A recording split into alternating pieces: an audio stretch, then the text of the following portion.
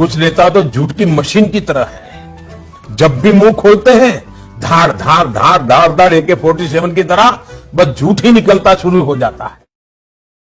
आप लोगों से ज्यादा रेलवे के प्रति मेरा प्यार है, क्योंकि मेरा तो जीवन ही उसके कारण बना है। जो लोग अफवाहें फैला रहे हैं कि रेलवे का प्राइवेटाइजेशन हो रहा है, वो सरासर गलत है।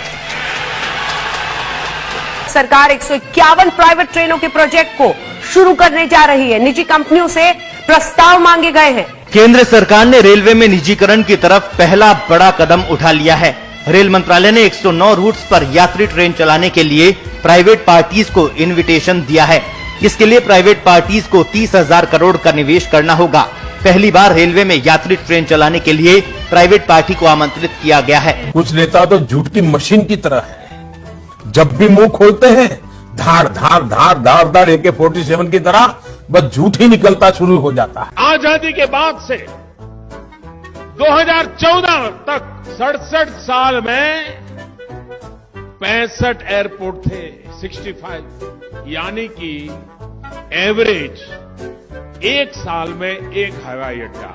बीते 4 वर्षों में एक साल में 9 एयरपोर्ट उड़ान के लिए तैयार। मोदी जी की सरकार में पिछले 4 साल में सिर्फ 4 नए एयरपोर्ट बने हैं। और ये बात हम हवाई ढंग से नहीं कह रहे हैं, खुद मोदी जी की सरकार की जो रिपोर्टें हैं उनके हवाले से कह रहे हैं। कुछ नेता तो झूठ की मशीन की तरह है। जब भी मुंह खोलते हैं धार धार धार धार धार AK-47 की तरह बस झूठ ही निकलता शुरू हो जाता है। कोरोना से होने वाली मृत्यु दर को देखें तो दुनिया के अनेक देशों की तुलना में भारत संभली हुई स्थिति में है। कोरोना संक्रमण से जुड़ी हुई देश में कोरोना मरीजों की संख्या 6,97,000 से ज्यादा हो गई है। एक दिन में कोरोना के 24,248 नए केस सामने आए हैं। संक्रमित मरीजों की संख्या के मामले में भारत रूस से आगे तीसरे नंबर पर आ गया है। एक्टिव मरीज 2,53,287 में, ठीक हुए 4,24,433। अब तक मौत 19,693 लोगों की हो चुकी है। एक दिन में ठीक हुए मरीजों की संख्या 15,350। कुछ नेता तो झूठ की मशीन की तरह है। जब भी मुंह खोलते हैं धार धार धार धार धार AK-47 की तरह बस झूठ ही निकलता शुरू हो जाता है। न वहां कोई हमारी सीमा में घुस आया है, न ही कोई घुसा हुआ है, न ही हमारी कोई पोस्ट किसी दूसरे के कब्जे में है। इस वक्त की बड़ी खबर का रुख करेंगे। LAC के पास गलवान घाटी में झड़प वाली जगह से चीनी सेना 1 किलोमीटर पीछे हट गई है। दोनों सेना बातचीत के बाद नई पोजीशन में आ गई है। बफर जोन बनाने पर सहमति हुई है। ये तय हुआ है कि इसका उल्लंघन दोनों पक्ष नहीं करेंगे। और बड़ी खबर इस वक्त आ रही है कि LAC पर झड़प वाली जगह से चीनी सेना पीछे हटी है, करीब 1 किलोमीटर। कुछ नेता तो झूठ की मशीन की तरह है। जब भी मुंह खोलते हैं धार धार धार धार धार AK-47 की तरह बस झूठ ही निकलता शुरू हो जाता है। भाइयों बहनों, 50 दिन मेरी मदद करें। देश 50 दिन मेरी मदद करे। अगर 30 दिसंबर के बाद कोई मेरी कमी रह जाए, कोई मेरी गलती निकल जाए, कोई मेरा गलत इरादा निकल जाए, आप जिस चौराहे में मुझे खड़ा करेंगे मैं खड़ा होकर के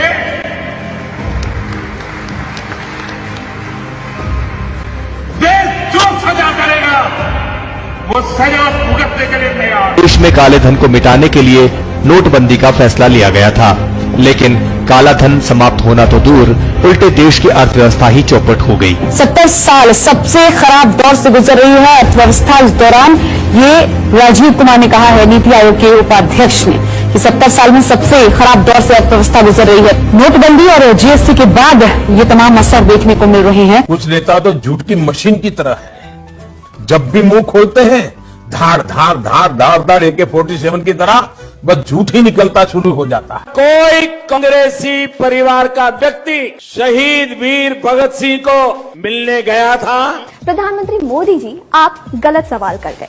जवाहरलाल नेहरू ने न सिर्फ लाहौर सेंट्रल जेल में भगत सिंह से मुलाकात की, बल्कि उन्होंने इसके बारे में लिखा भी। 1929 में जब भारतीय स्वतंत्रता संग्राम तेज हो रहा था, तो भगत सिंह और बटुकेश्वर दत्त ने अंग्रेजों का ध्यान आकर्षित करने के लिए दिल्ली के ब्रिटिश विधानसभा हॉल पर बम फेंका। वो इसके लिए गिरफ्तार किए गए और जेल भेजे गए। भगत सिंह ने जेल की स्थिति को बेहतर बनाने का मुद्दा उठाया और जेल में भूख हड़ताल शुरू की। उनकी भूख हड़ताल अनिश्चितकालीन हो चली। तब 40 साल के जवाहरलाल नेहरू ने जेल का दौरा किया और भूख हड़ताल पर बैठे भगत सिंह और अन्य लोगों से मुलाकात की। कुछ नेता तो झूठ की मशीन की तरह है। जब भी मुंह खोलते हैं धार धार धार धार धार AK-47 की तरह बस झूठ ही निकलता शुरू हो जाता है। पाकिस्तान से युद्ध जीता जनरल थिमैया जी के नेतृत्व में, लेकिन उस पराक्रम के बाद कश्मीर को बचाने वाले जनरल थिमैया का उस समय के प्रधानमंत्री नेहरू और उस समय के रक्षा मंत्री कृष्णा मेनन ने बार बार अपमान किया था, और इसी के कारण जनरल थिमैया को अपने पद से सम्मान के खातिर इस्तीफा देना पड़ा था। 1948 में थिमैया इंडियन आर्मी के चीफ नहीं थे, एक ब्रिटिशर जनरल रॉय बुशर इस पोस्ट पर थे। थिमैया 1957 में आर्मी चीफ बने और इस पोस्ट पर 1961 तक रहे। जनरल थिमैया ने 1948 में ना तो रिजाइन किया और ना ही रेजिग्नेशन ऑफर किया, और ना ही नेहरू ने उनका कभी अपमान किया। बल्कि मोदी जी, नेहरू ने तो 1948 में पाकिस्तानी रेडर्स को पीछे हटाने में थिमैया के रोल की तारीफ की थी। उनको लगता है कि झूठ से गाड़ी चल जाएगी। वो जमाना चला गया है, उनको पता नहीं है। आज लोगों को जानकारियां पाने का अनेक रास्ते मिल गए हैं।